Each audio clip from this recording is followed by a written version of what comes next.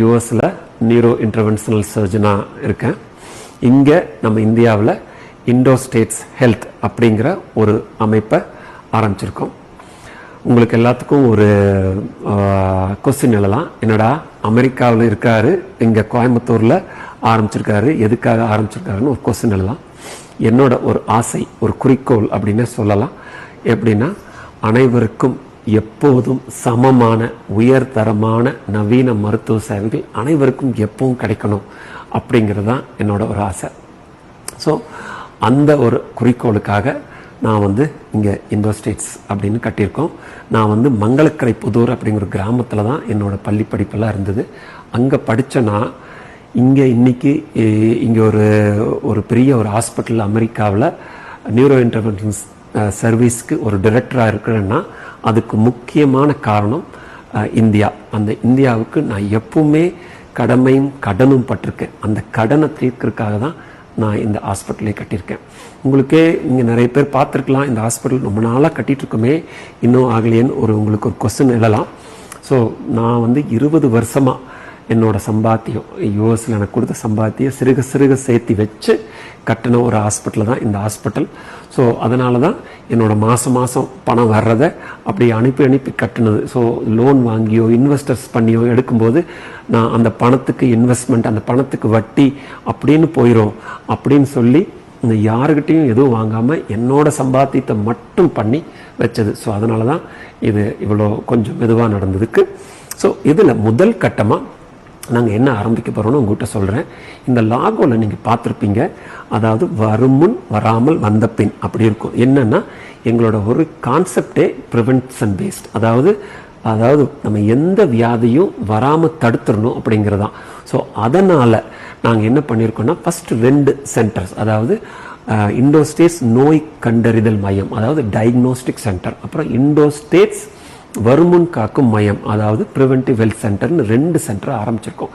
So அதில் என்ன அப்படின்னு பார்த்தா, இப்போ வருமுன் காக்கும் மையத்தில் நீங்கள் வந்தீங்கன்னா உங்களுக்கு கம்ப்ளீட், அதாவது ஹிஸ்ட்ரியிலேருந்து உங்கள் வரலாறுலேருந்து கேட்டு உங்கள் உடம்பு செக்கப் பண்ணி இசிஜி, ஏபிஐ என்கிற ஒரு வாஸ்குலர் டெஸ்ட்டு, அப்புறம் 90க்கும் மேற்பட்ட லேப் டெஸ்ட்டு, அப்புறம் டாக்டர் கன்சல்டேஷன் பண்ணிவிட்டு உங்களுக்கு ஒரு 20 பக்கம் அறிக்கை, அந்த அறிக்கையில் உங்களுக்கு மாரடைப்பு, பக்கவாதம், தொற்று நோய், புற்றுநோய், எலும்பு மெலிவு, இந்த மாதிரி வியாதிகள்லாம், மறதி நோய், இந்த மாதிரி வியாதிகள்லாம் ஏர்லி ஸ்டேஜஸில் இருக்குதா, இல்லை வர வாய்ப்பு இருக்கா, இல்லை வராமல் என்ன பண்ணணும் அப்படிங்கிற ஃபுல் டீட்டெயிலாக இங்கே ஒரு யூஎஸில் அமெரிக்காவில் இருக்க ஸ்டாண்டர்ட், அதுக்கும் மேலே இருக்க ஸ்டாண்டர்டில் உங்களுக்கு கொடுக்குறோம்.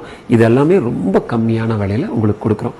அதே மாதிரி இப்போ டயக்னோஸ்டிக் சென்டர் அப்படின்னு வந்தீங்கன்னா, இப்போ உங்களுக்கு ஏதாவது சிம்டம் இருக்கலாம், உங்களுக்கு ஏதாவது டிசீஸ் இருக்கலாம், உங்கள் டாக்டர்ஸ் உங்களுக்கு ஒரு ஸ்கேன் எடுத்துகிட்டு வர சொல்லலாம்.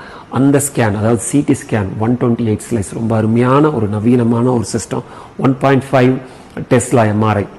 ஸோ இதில் ஒரு நல்ல குவாலிட்டியான உங்களுக்கு ஸ்கேன்ஸை இங்கே எடுத்துக்கலாம், அதுவும் ரொம்ப கம்மியான கட்டணத்தில். இந்த கட்டண விவரங்கள் இதெல்லாமே உங்களுக்கு இந்த ஒரு ப்ரௌசரில் இருக்குது, அதை பார்த்து நீங்கள் தெரிஞ்சுக்கலாம்.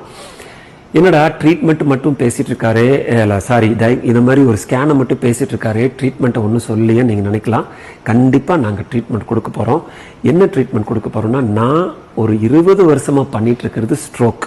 அதாவது ஸ்ட்ரோக் ஒருத்தவங்களுக்கு அந்த குடும்பம் எப்படியா இருக்கும்னு அப்படின்னு கண்ணோட பார்த்தவன்.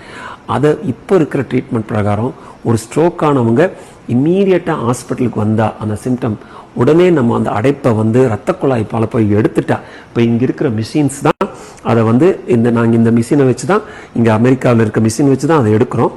அதை எடுத்துட்டா உடனே அவங்க திருப்பியும் நார்மல் போகிறதுக்கு நிறைய வாய்ப்பு இருக்குது. ஸோ அதே ட்ரீட்மெண்ட்டு நம்ம இந்தியாவுக்கும் கிடைக்கணும். இப்போ நான் சொன்னேன் பார்த்தீங்களா, அனைவருக்கும் எல்லாருக்கும் நவீனமாக இது எந்த சூழ்நிலையிலும் கிடைக்கணும். அவங்களுக்கு பணம் இருக்கா பணம் இல்லையா அப்படியெல்லாம் இல்லை, எந்த சூழ்நிலையிலும் கிடைக்கணும் அப்படின்னு ஒரு கனவோட அதுதான் இப்போ இந்த ஹாஸ்பிட்டல் கட்டிகிட்ருக்கோம்.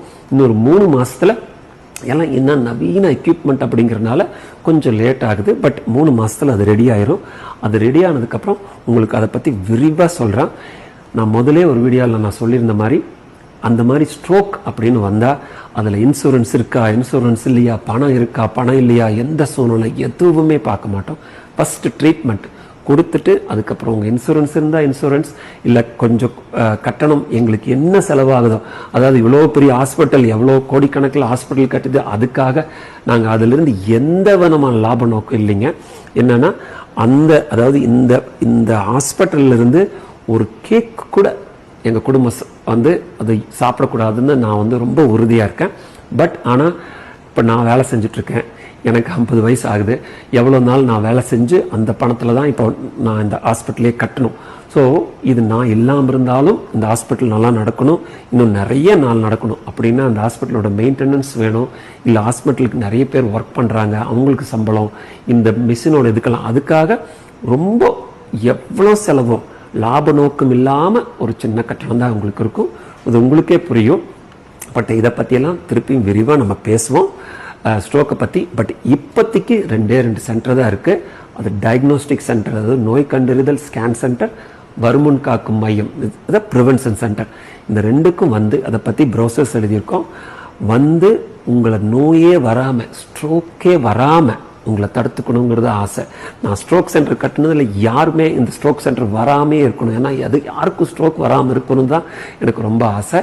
ஸோ அதை பற்றிலாம் பேசுவோம். இதை நீங்கள் முடிஞ்சால், உங்களுக்கு பிடிச்சிருந்தா உங்கள் நண்பர்கள், உங்கள் குடும்பத்தினர்கள், உறவினர்கள், உங்கள் குரூப்ஸ் எல்லாத்துக்கும் அனுப்புங்க. எல்லாத்துக்கும் இது தெரியட்டும், எல்லாரும் படிக்கட்டும், எல்லாரும் யூஸ் பண்ணிக்கோங்க. அடுத்த தடவை உங்களை பார்க்குற மட்டும் உங்களோட நன்றி சொல்லி, இந்த வீடியோவை ஃபுல்லாக பார்த்ததுக்கும் நன்றி சொல்லி விடைபெறுகிறேன். நன்றி, வணக்கம்.